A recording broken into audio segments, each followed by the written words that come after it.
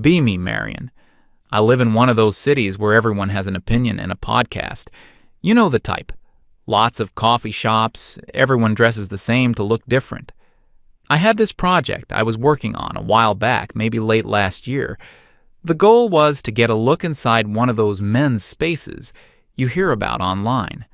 Specifically, a group of guys who call themselves MGTOW. My friends and I used to joke about them all the time.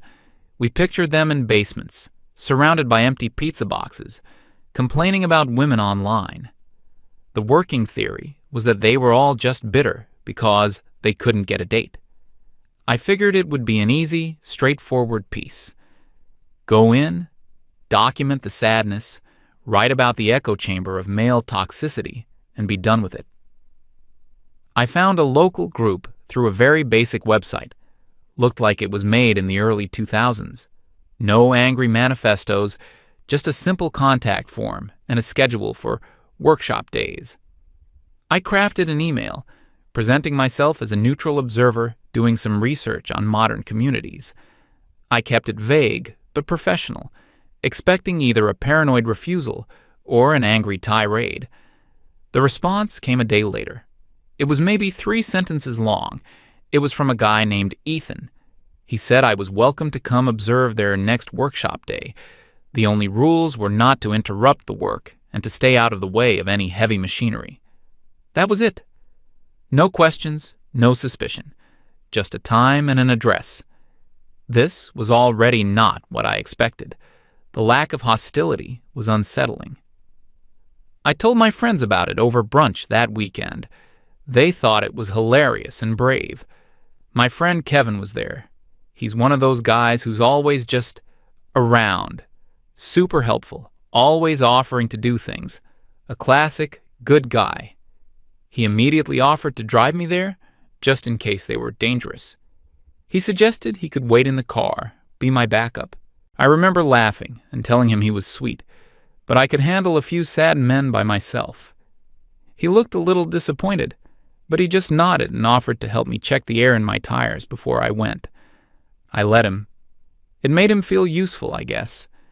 So the following Saturday, I drove out to the address. It was in an industrial part of town I'd never been to before, all warehouses and chain-link fences, a world away from my neighborhood of murals and bike lanes. I pulled up to a large, unassuming metal building. No signs, just a number on the door. For a second, I actually got a little nervous. But I took a deep breath, grabbed my notebook, and went inside. The first thing that hit me was the smell. It wasn't stale beer and despair. It was sawdust, oil, and something metallic, like hot steel. The place was huge, a massive workshop, brightly lit and surprisingly organized. Tools were hung neatly on the walls. Different workstations were set up around the floor. And there were men, maybe a dozen of them. But they weren't huddled around computers. They were working. One guy, built like a refrigerator and covered in grease, was methodically taking apart a car engine on a stand. This had to be Todd. Another, a thinner guy with glasses, was in a corner surrounded by what looked like server racks, typing intently on a laptop. That must be Neil. In the center of the room, an older man was showing a younger kid how to use a wood lathe. A man who I assumed was Ethan came over. He was lean, calm-looking, maybe in his late 30s. He wasn't what I pictured. He didn't look angry. He looked content. He just wiped his hands on a rag and nodded at me. He told me I was Marion, and I said yes. He pointed to a stool near the wall and said I could sit there. Then he just turned around and went back to what he was doing, which was sanding a large piece of oak. And that was my welcome. No one else even looked up. It was the weirdest thing. I felt completely invisible. I was a woman, in a space supposedly defined by its relationship to women, and they acted like I was a piece of furniture. It was deeply unnerving. I was expecting to have to fend off weird comments or awkward advances. Instead, I got nothing. Total indifference. I sat there for hours, just watching. The sounds were of work, The whine of a power saw, the clang of metal, the quiet hum of computers. They barely talked to each other. But when they did, it was efficient. Todd, need a hand with that engine block? Neil, is the network back up? Just a sec. There was a flow to it, a quiet competence. They were a team. They were building things, fixing things. Around noon, someone fired up a large grill outside, and they all took a break for lunch. Ethan gestured for me to join them. I sat at the edge of their picnic table, expecting the real talk to begin. Now they'd start complaining. Now the toxicity would come out. But it didn't. They talked about the project car Todd was restoring. They talked about the new solar panels Neil wanted to install on the roof to get the workshop off-grid. They argued about whether Star Trek or Star Wars had better ship designs. It was all so normal. It was like a Boy Scout meeting for adults. I tried to steer the conversation. I asked Ethan what the ultimate goal of the group was. He took a bite of his burger and thought for a moment. He said the goal was to build a space where men could learn practical skills and rely on each other. He called it building personal sovereignty. I asked him if he thought it was healthy to cut women out of their lives like that. He just shrugged. He told me they don't cut women out. They just don't build their lives around them. He said their happiness and sense of purpose had to come from within themselves and their brotherhood, not from external validation. Another guy chimed in, saying he wasn't against women. He was just retired from the dating scene.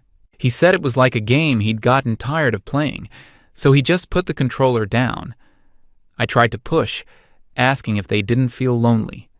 Todd, the huge mechanic, laughed for the first time all day. He looked at me, his hands still covered in grease, and said it was hard to feel lonely when you're busy replacing a transmission. The other guys chuckled. It wasn't a mean laugh. It was a genuine, that's a good point kind of laugh. I felt my angle for the article slipping away. These weren't the broken, angry men I was promised. They were calm. They were focused. They were happy. It didn't make sense. Their happiness was supposed to be a performance, a coping mechanism. But watching them, it seemed real. It was quiet, solid, and had nothing to do with me. I went back a few more times over the next couple of weeks. Every time it was the same story. I watched them build a custom hydroponics system in the back. I saw Neil teach a class on basic cybersecurity to the other members. I watched Ethan and Todd frame a wall for a new office space inside the warehouse. I was trying to find the cracks in the facade. I'd ask them about their past relationships, trying to get them to open up about their supposed trauma. Most of them would just give me a polite, brief answer. One guy told me he was divorced. He said he lost his house and his kids, and he decided he wasn't going to take that kind of risk again. He didn't say it with anger. He said it with the calm finality of someone stating a fact, like the sky is blue or water is wet. It was a calculated decision, not an emotional outburst. They saw relationships not as a source of joy, but as a potential liability. They had done a cost-benefit analysis and found the risk outweighed the reward. I argued with Ethan about it one afternoon. I told him that was a cynical way to live, that you couldn't build a society on that kind of transactional thinking. He was cleaning a handplane at his workbench. He didn't even look up. He told me they weren't trying to build a society. They were just trying to build their own lives. He said they were focused on what they could control, their skills, their finances, their own peace of mind. Everything else was just noise. My project was going nowhere. I had no material for a hit piece. All I had were notes on competent men being competent together. My editor was getting impatient. She kept asking for the juicy details, the proof of their misogyny. I had nothing. Then, about a month into my research, my own world started to fall apart. It started with my car. I was driving home late one night from a friend's place when it just died. Middle of a quiet street, everything just shut off. Lights, engine, everything. Dead. I'm not a car person. I know how to put gas in it, and that's about it. I did what I always do when I have a problem. I called people. First, I called a guy from my circle of friends, a fellow male ally. He's always talking a big game about dismantling patriarchal structures. I told him my car broke down and asked if he could come give me a jump, or at least take a look. He got all weird on the phone. He started talking about how him coming to rescue me would reinforce a damsel in distress narrative. He literally said he wasn't comfortable performing that kind of gendered labor. He suggested I empower myself by calling a tow truck. Then he wished me luck and hung up. I was stunned. Okay, fine. I called another friend. He just didn't pick up. Then I started calling my girlfriends. The first one was super sympathetic. Oh my God, that's awful. Are you okay? Stay strong, you've got this. Lots of verbal support, zero practical solutions. The second one told me she couldn't help because she was in the middle of a new TV series and didn't want to lose her momentum. I sat there in my dead car, in the dark, feeling a kind of cold I hadn't felt before. All my friends, my whole support network, they were great with words. They could deconstruct a problematic movie for hours. They could offer endless streams of validation and encouragement. But when faced with a real physical problem, a problem that required someone to get their hands dirty, they were useless. Finally, after about an hour of this, I swallowed my pride and did what I always did when I was truly stuck. I called Kevin, reliable Kevin, good old Kevin, the one who would drop anything to come help. I dialed his number, already preparing my slightly annoyed, "Where have you been?" tone. He picked up on the second ring. Hello? I launched into my story, explaining what happened. I ended with, "So, can you come get me? I'm over on 12th Street. There was a pause on the other end of the line, a longer pause than I was used to from him. Then he said, "Marion, I can't tonight." I was so shocked I couldn't even speak for a second. I asked him why not. What could possibly be more important? His voice was different. It wasn't apologetic or flustered. It was calm. He just said, "I'm in the middle of a project of my own. It's important." I couldn't believe it. I asked him what kind of project. He said he was learning how to welding. He was choosing hot metal over me. I started to get angry, to lay on the guilt. I told him I was stranded, that it was dark, that I was scared.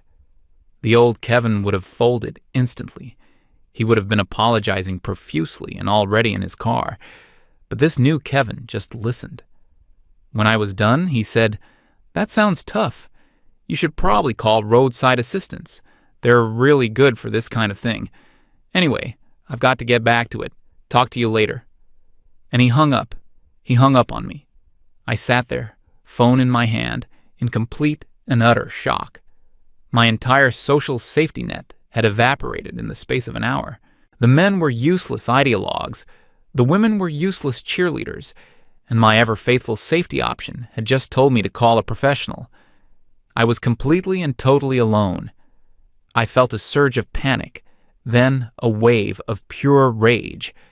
I sat there for another half hour, fuming, trying to figure out what to do. The tow truck would cost a fortune and take forever. And then I had a horrible, humiliating idea. There was a group of people I knew who could actually fix things, who dealt with real-world problems. My hand was shaking as I scrolled through my call history. I found the number for the workshop. I'd gotten it from Ethan in case I needed to cancel a visit. I took a deep breath and called. Ethan answered. His voice was calm as ever. I felt a hot flush of shame. I couldn't tell him the truth. So I lied. I told him my phone had died and I'd just managed to get it working again, and his was the only number I could remember. A total lie. I told him my car had broken down not too far from his workshop. I asked, in the most pathetic voice I could manage, if there was any chance someone could just take a look. He didn't ask any questions. He didn't say, "I told you so." He just asked for my location and said someone would be there in 20 minutes. Exactly 19 minutes later, a big old pickup truck pulled up behind me. Todd got out. He didn't say a word, just gave me a short nod. He popped my hood and shone a massive flashlight inside. I stood there by the side of the road, feeling about 2 inches tall. I tried to make small talk, to fill the awkward silence. He just grunted in response, his focus entirely on the engine. After maybe 5 minutes of poking around, he went back to his truck and came back with a toolbox. He replaced a small black box with a new one from his kit. It took him maybe 30 seconds. He told me to try starting it. I got in the car, turned the key, and the engine roared to life. I almost cried with relief. I got out of the car, gushing with thanks, offering to pay him for his time. He just shook his head. He handed me a small invoice for the part he replaced. It was like $30. He told me the part was cheap, but the labor to have a dealership do it would have been a few hundred. He said I could drop the cash off at the workshop whenever. I tried to thank him again, but he was already walking back to his truck. He just gave me another nod, got in, and drove away. No lecture, no smug satisfaction, no see what happens when you're helpless. Just a problem, identified and solved. I stood on the sidewalk next to my running car, and I felt nothing, just a profound sense of emptiness. He hadn't rescued me. He had performed a service. I wasn't a damsel, I was a client. The transaction was clean, professional, and completely devoid of the emotion and drama that my entire life was built on. It was the most humiliating experience of my life. I drove home that night in a complete haze. The car ran perfectly, smoothly, better than it had in months. Every hum of the engine felt like an accusation, a testament to a world of competence I had no access to and didn't understand, a world I had planned to mock. The next day, I put $30 in an envelope and drove back to the industrial park. I didn't want to go in. I couldn't face them. I just slipped the envelope through the mail slot in the big metal door. I felt like I was leaving an offering at the altar of a strange masculine god. I tried to get back to my life, to forget the whole thing. I told my friends a fabricated story about an old family friend who happened to be a mechanic and was in the area. They all bought it. It was easier than explaining the truth. I even tried to work on my article, but the words felt like ash in my mouth. How could I write about their pathetic lives when they had just so effortlessly solved a problem that had completely stumped my own world?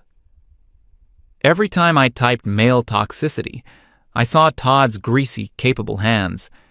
Every time I wrote fragile masculinity, I heard Ethan's calm, indifferent voice. My life felt thin, brittle. And then it broke. It happened on a rainy Tuesday, a few weeks later. I came home from work to find a dark, ugly stain spreading across the ceiling of my living room, and a steady drip, drip, drip, into a growing puddle on my hardwood floor. The upstairs neighbor's pipe had burst. My first call was to my landlord.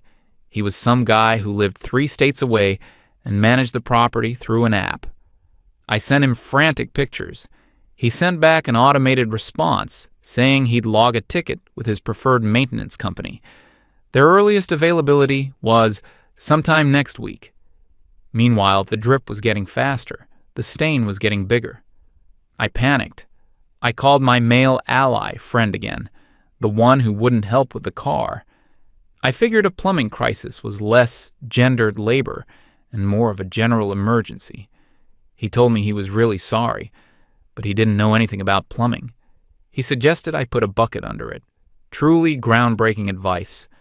I called Kevin. I wasn't even angry anymore, just desperate. He didn't answer. I called again. It went straight to voicemail. I think he blocked my number. The thought was so alien, so impossible that I couldn't process it at first. Kevin, who for years had been my personal 24/7 helpline, had just opted out. The drip continued. Drip, drip, drip, like a clock ticking down on my sanity. I spent the next 2 days calling every plumber in the city. Because of the storm, they were all swamped. Everyone was quoting me insane emergency fees and week-long wait times. My apartment was starting to smell like mildew. The floorboards were starting to warp. My landlord was unreachable. My friends offered tweets of sympathy. I was living in a slow-motion disaster, and my entire social structure was a useless facade. On the third day, a piece of the ceiling plaster fell into the bucket with a wet slap. That was it. That was the breaking point. I knew where I had to go. I hated myself for it. But the primal need for shelter, for a dry place to live, was stronger than my pride. I drove back to the workshop. This time, I didn't park down the street. I pulled right up to the door. I walked in without knocking. The scene was the same as always. Men working. The smell of industry. Ethan was at his workbench. He saw me and his eyebrows went up just a little. It was the most surprise I'd ever seen him express. I didn't know what to say. I just stood there, rainwater dripping from my coat, probably looking like a drowned rat. I think I just blurted it out.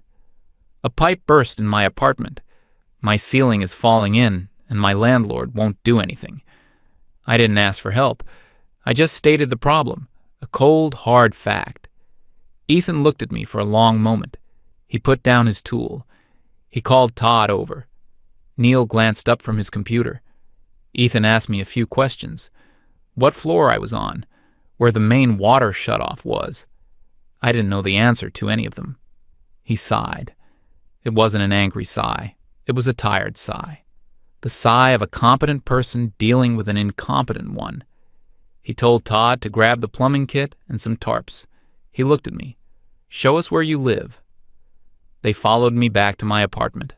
Todd in his truck, Ethan in his own car. They walked into my place and didn't even flinch at the mess. They were like a surgical team. Ethan found the main water valve for the building in a basement closet I didn't know existed and shut it off. Todd laid out tarps and moved my furniture with an efficiency that was almost terrifying. They cut a neat square out of my ruined ceiling, located the burst pipe, and got to work. I just stood in the corner of my own home, feeling like a guest. I offered them coffee. They politely refused. They had a job to do. They worked for almost 2 hours. There was the sound of a saw, the hiss of a blowtorch. I heard them talking quietly, using terms I didn't understand. Copper pipe, PEX fitting, pressure loss. It was another language, the language of the real world. While they worked, I had nothing to do but look around my own apartment. I saw the books on my shelves, full of dense theories about social power structures. I saw the posters on my walls with empowering but ultimately meaningless slogans. I saw my laptop, where I was supposed to be writing an article about how men like these were the problem. And then I looked at them.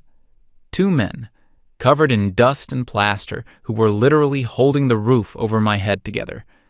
The contrast was so stark, so brutal, it made me feel dizzy. When they were finished, the leak was gone. They had replaced a whole section of pipe. It was a clean, professional job. Todd even patched the hole in the ceiling with a temporary piece of drywall, telling me my landlord would have to handle the plaster and paint. They packed up their tools. They cleaned up their mess. They left my apartment in better condition than they found it. I stood by the door as they were about to leave, my wallet in my hand. What do I owe you? Ethan looked at me. His expression wasn't smug or condescending. It was almost sad. We're not plumbers, Marion. We don't charge for helping people who are in a bind. He paused. Consider it a lesson in community, real community, not the kind you talk about, the kind you build, with your hands. And that's when I snapped. All the frustration, the humiliation, the cognitive dissonance of the past month just boiled over. A lesson? You think you can lecture me? My voice was high and shaky. You guys are the ones living in a fantasy, hiding from the world in your little clubhouse because you can't handle strong women. You talk about building things, but all you're doing is running away. You're afraid. You're just a bunch of hurt little boys who decided to take your toys and go home because you lost the game." I was yelling now. I wanted to hurt them. I wanted to see a crack in their infuriating calm. You hate women. That's all this is. You can pretend it's about sovereignty and brotherhood, but it's just pure, pathetic misogyny. I stood there, breathing heavily, my accusations hanging in the damp air. Todd just looked at me with a blank expression, like I was a strange animal he'd never seen before.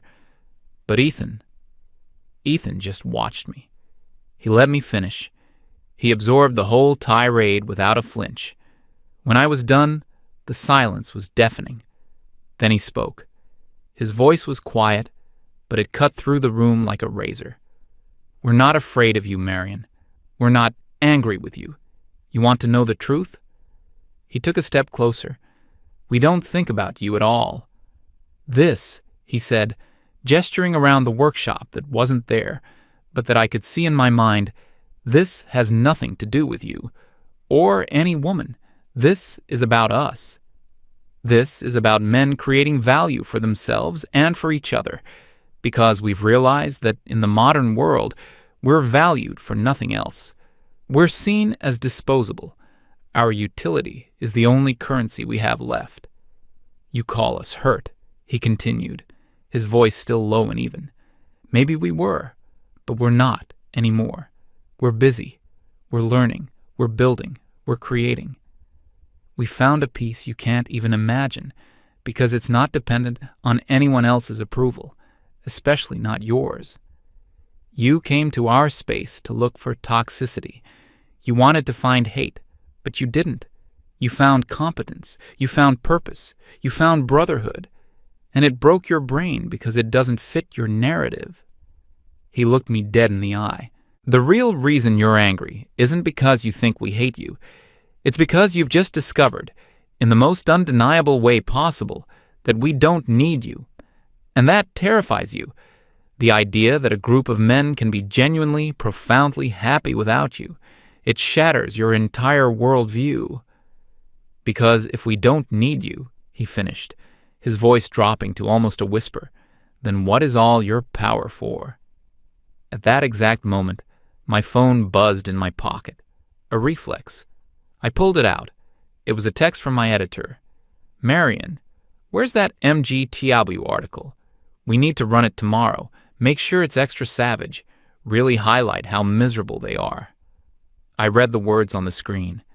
How miserable they are. I looked up from my phone. Todd was already heading out the door, probably eager to get back to his engine. Ethan was looking at me with an expression of profound pity, and it all just crashed. The theories, the articles, the social justice, the brunches, the hashtags, the entire fragile scaffolding of my belief system collapsed in an instant, leaving me in free fall. He was right. They weren't miserable. They were the furthest thing from it. They were free.